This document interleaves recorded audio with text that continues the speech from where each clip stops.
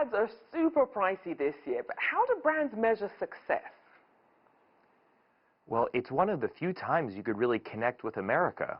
With the proliferation of social media and Netflix and all these streaming devices, our attention are completely shattered. So it's the one time where we're all standing around the campfire and listening and paying attention. So it's actually more powerful than it ever was before. So then what do we know so far about this year's offerings in terms of the commercials that have the early buzz or perhaps some of these common themes we might see?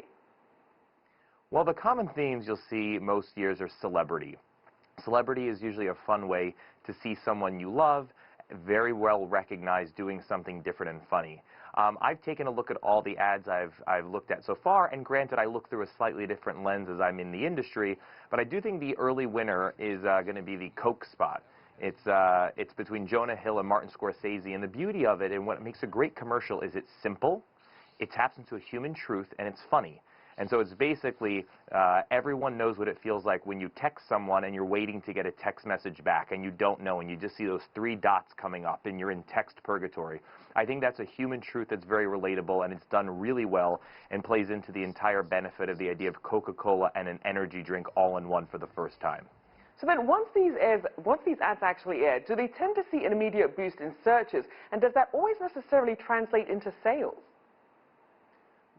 There are a million ways to measure now with Twitter and Google searches. You can make any metrics look good, and everyone obviously gets some sort of lift. But I think usually it's a great opportunity for product launches. That's why cars and automobiles love to debut their new cars there, because it's a great way to spend. You could justify the purchase because it's such a huge purchase for most Americans.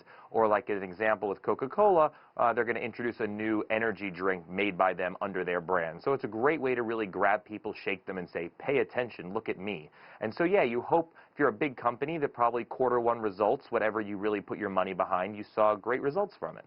Now, it's interesting because the Journal of Consumer Affairs found that nearly half of all Super Bowl viewers are women at 47%, yet less than 3.5% of Super Bowl ads over the past decade have actually featured women as the main characters. Are advertisers leaving money on the table by doing this? I don't know. That's a really good point.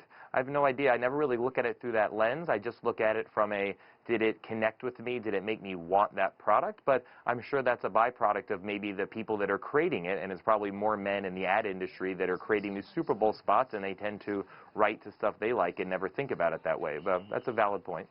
Now, we know that politics is one of those topics you're not supposed to talk about at parties, but obviously that's going to be hard with the political commercials that we're expecting to see this year. Bloomberg and Trump both spending about $11 million each. Is this money well spent, or is this going to be a downer for people? No, I think I've seen both spots.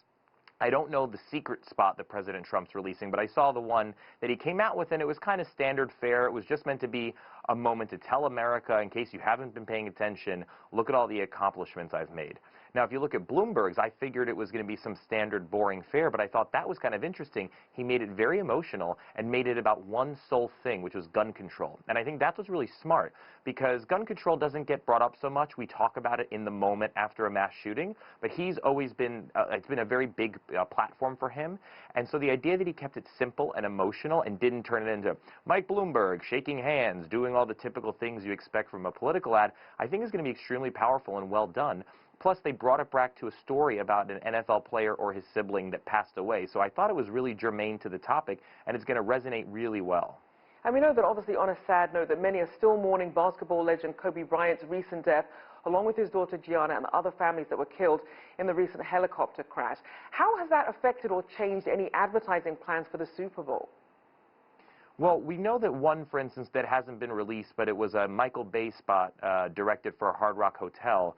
We heard that something about it was too close to home and eerily just too close to the incident, so they're recutting it. But even as an example, I looked at a Snickers spot, and at the end of the Snickers spot, it's a big, huge helicopter that's dropping a Snickers down a hole, and I couldn't help but kind of feel like anything with the helicopter at the moment kind of brought me back to Kobe.